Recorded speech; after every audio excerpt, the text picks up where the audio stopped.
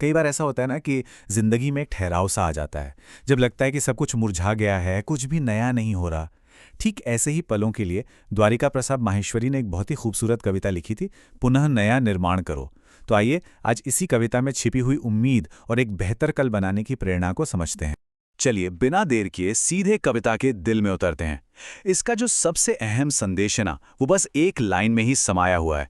उठो और पुनः नया निर्माण करो। ये सिर्फ कुछ शब्द नहीं है, ये एक बहुत ही पावरफुल कॉल टू एक्शन है जो हमें फौरन अपनी तरफ खींच लेता है। तो ठीक है, ये एक पुकार है, एक आह्वान है। पर सवाल ये है कि ये पुकार आखिर है किसके लिए? कविता की पहली ही लाइन इसका जवाब देती है, और ये जवाब सीधा एक खास ग्रुप को दिया गया है। जरा इन शब्दों पर गौर कीजिए। उठो धरा के अमर सपूतों। अमर सपूत कहकर कवि देश के युवाओं को सिर्फ बुला नहीं रहे, बल्कि उन्हें उनकी ताकत और उनकी जिम्मेदारी का एहसास भी करा रहे हैं। वो उन्हें बदलाव का एजेंट मानते हैं, जिनसे एक बहुत बड़े काम की उम्मीद की जा रही है। लेकिन इस नए निर्माण की जरूरत ही क्यों पड़ी? क्यों कुछ नया बनाने की बात हो रही है?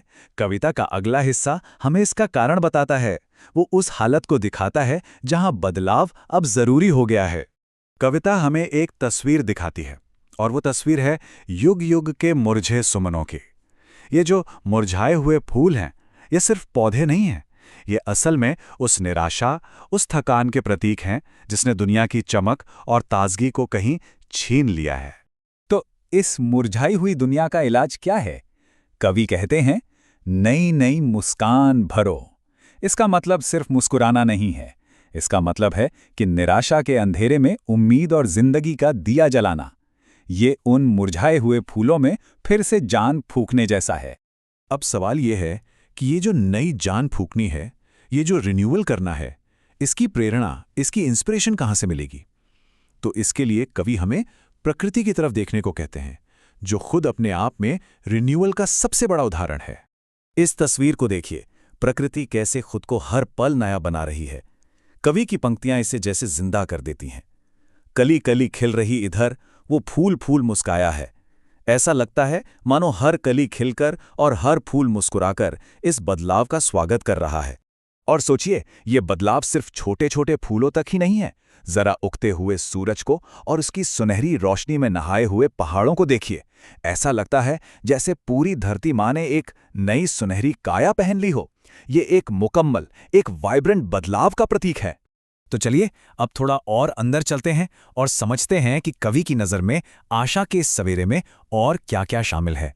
ये सिर्फ एक खूबसूरत नज़ारा नहीं है, इसमें और भी बहुत कुछ है। ये बदलाव सिर्फ बाहर का नहीं, बल्कि अंदर का भी है। कविता बात करती है नई उमंगों और नई तरंगों की, मतलब एक नई एनर्जी, एक नया जोश, नई आस और नई सांस एक ताज़े नज़रिए का प्रतीक है। हर सुबह एक नई शुरुआत है, जो नई किरण और नई ज्योति के साथ आती है। तो कुल मिला के बात यह है कि थके हुए जीवन को नई स्फूर्ति यानी एक नई ताकत से बदलना है, और जो आत्मा मुरझा रही है उसमें नव प्राण यानी एक नई लाइफ फोर्स भरनी है। ये एक पूरी तरह से काया पलट करने का आह्वान है।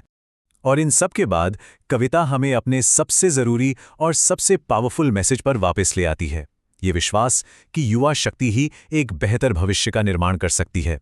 ये जो हम देख रहे हैं, ये एक तरह से पूरी कविता का सार है। एक तरफ हैं युवा, उनकी एनर्जी, उनका जोश, और दूसरी तरफ है प्रकृति का वादा जो हर पल खुद को नया बना रही है। संदेश बिल्कुल साफ है, युवाओं की यही एनर्जी प्रकृति की ही तरह एक खूबसूरत कल बनाएगी।